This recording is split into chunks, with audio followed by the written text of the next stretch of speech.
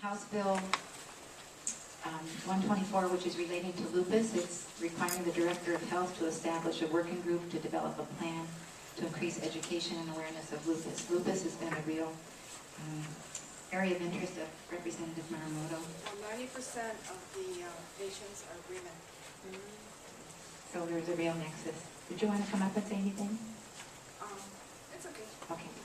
All right, and go on to House Bill 125. We don't have the Senate bill number, but we will be getting that. This is removing the statute of limitations for the prosecution of rape cases, and I believe that was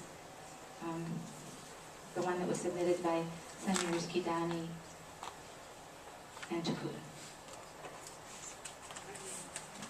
And oh, okay, all right. Did you want to say anything about that? I think it's pretty self-explanatory.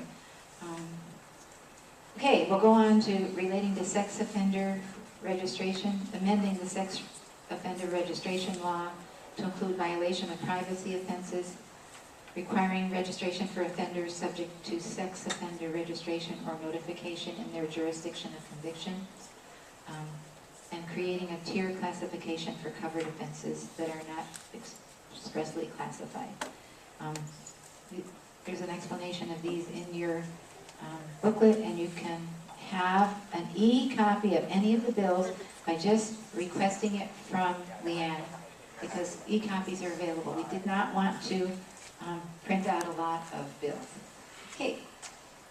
House Bill 127 and 218, I think Senator Baker spoke very eloquently about the compassionate care bill, and I think everyone in the audience actually knows about this bill and have probably testified on it over the many years we have introduced it. And hopefully this year will be the year that we will be able to convince people that this is a necessary bill and that we will get the support of everyone in the community. And as Senator Baker said, there's no worse crime against women. Okay.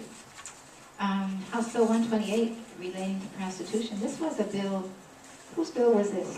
This time it was mine. Oh, okay, that was Representative Maramoto's, providing the county may impound vehicles used in the commission of street prostitution. We may have a problem getting the police to agree to impound vehicles. They're always resistant to that. If you're going to arrest the prostitutes, you might as well get the John too. House Bill 129, Senate Bill 222, relating to perinatal care. What bill is that? That's the PAC clinic bill. Okay. And hopefully you'll all be there tomorrow to testify on that. House Bill 130, this is the bill that was submitted by Representative Hanohano, and who's the former chair of the Public Safety Committee. And again, this is one of her great interests, reintegration of women back into the community. House Bill 131 and Senate Bill 219. This is a bill relating to corrections and prohibits shackling of pregnant inmates during examinations or labor. This is a bill supported widely by those of you in the community. Women's Coalition, the Democratic Women's Caucus, anybody who has, who lives in the modern day. I couldn't believe that we were still doing this in Hawaii. Tommy's sitting over there. He might have some comments about it, but we expect you to support this.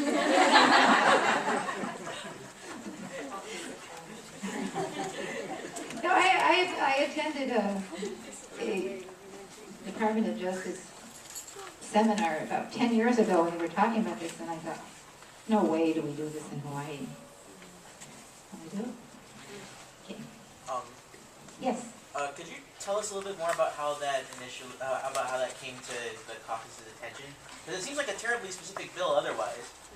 How it came to the caucus's attention, well, it was actually part of the packages of the Hawaii Women's Coalition and the Democratic Women's Caucus. And so, Amy Monk, do you want to tell us how, who's the head of the, Jean, do you want to tell us how it came to the attention? Well, this is not a new issue. We addressed this issue several years ago, and we were told that policy would be established.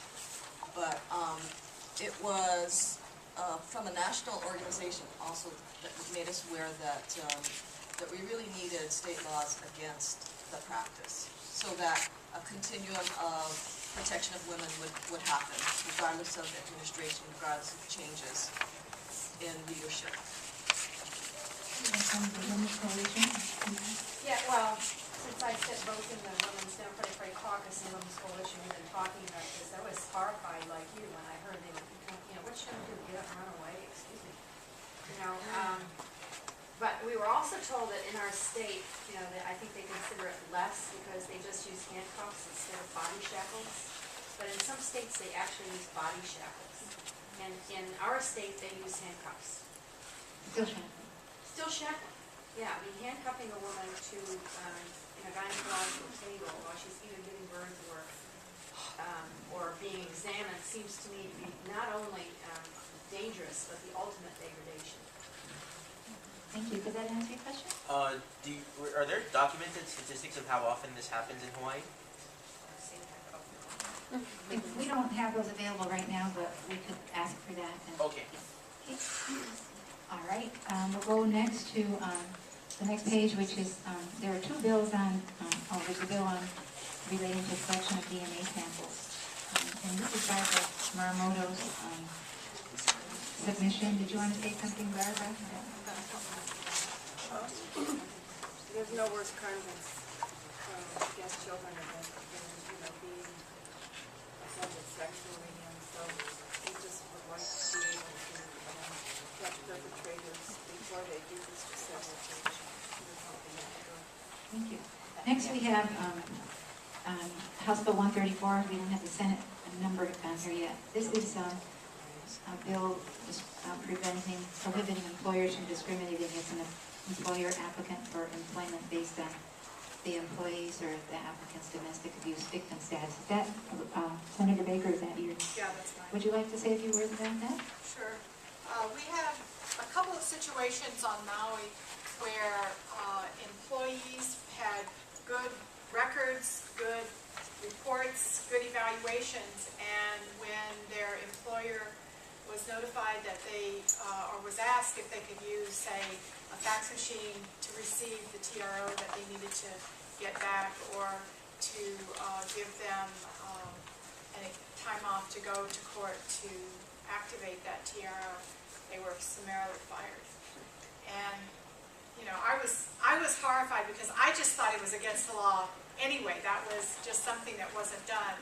And apparently there's nothing specific. We had a bill last year, this very same bill got through the Senate and died in the last committee in the House. So we're hoping that we've done some awareness raising and it'll get all the way through the process this time, because this really shouldn't happen. Thank you, Senator. Okay. I'm sorry. When did you first find out about this incident? It was, I'm part of a West Maui Domestic Violence Task Force, Okay. and it was brought to my attention before the last session, before the 2010 session. Okay, so like early 2010, It was 2009? probably late 2009. But the next available session was 2010. Thank you. Okay, then next is House Bill 135, Senate Bill 223 relating to domestic abuse orders. And this allows a temporary restraining order to remain in effect for 90 days or until service of a protective order, whichever occurs first. I believe this was Senator Shimabukuro's, or was it one of yours? No, this is Senator Shimon. Senator Shimabukuro. This and the next one relating to the misdemeanor offense of inadequate supervision of a minor were submitted by Senator Shimabukuro. I wish she were here because the House Bill 136, Senate Bill 216 was one of the bills that actually did have some votes against it, although every bill that we're bringing up today had 75% of the caucus support. So that's our requirement, that a bill must be supported by 75% of the caucus. So hopefully, if you'd like to hear more about this bill, you'd contact Senator Shimabukuro. Okay, we have another DNA bill.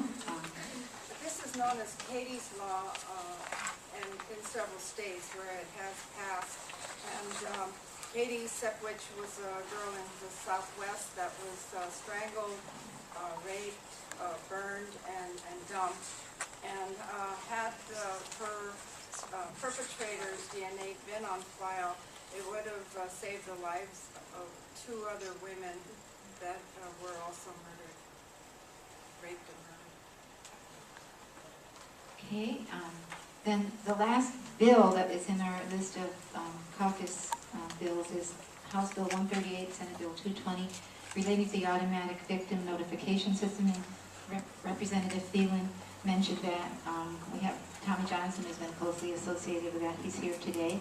And we've had this in our package for a number of years, but actually this has been started because federal funds were available, but federal funds are no longer available. So this is a bill asking for an appropriation. It's a very difficult time for appropriations, but if you don't ask, you don't get. And it's certainly a very worthwhile thing. Then we'll come to the resolutions, and we have several resolutions. As I said, they don't have numbers on them, and we have a resolution related to sex offender laws, a resolution relating to human breastfeeding, another resolution relating to educational material and the provider-patient relationship. This is Representative Stevens. Open up yours now.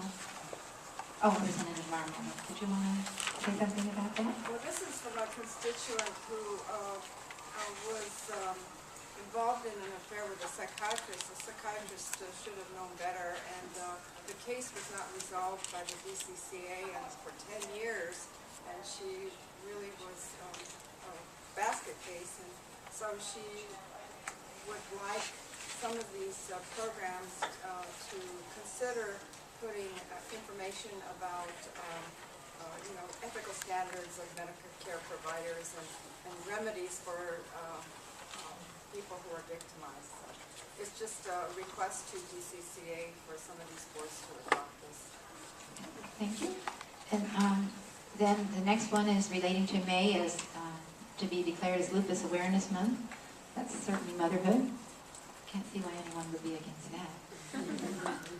Okay, and the last one is relating to engaging Hawaii women in political process. And this came to be, this is was suggested by Representative Ichiyama, and she had listened to the results of the survey that was done by the Patsy Teaming PAC and found that very interesting, and it is very interesting. We've had a session on it with the caucus, and so the resolution is requesting the legislature to encourage women to take active roles in public life, including business and government, and to provide support by recognizing the need for educational opportunities and family care and involve women more fully in the policy-making process, including playing an important leadership role in the planning and execution of legislative priorities, and to focus on the issues that have been shown to be important to women. And that is the extent of our caucus package.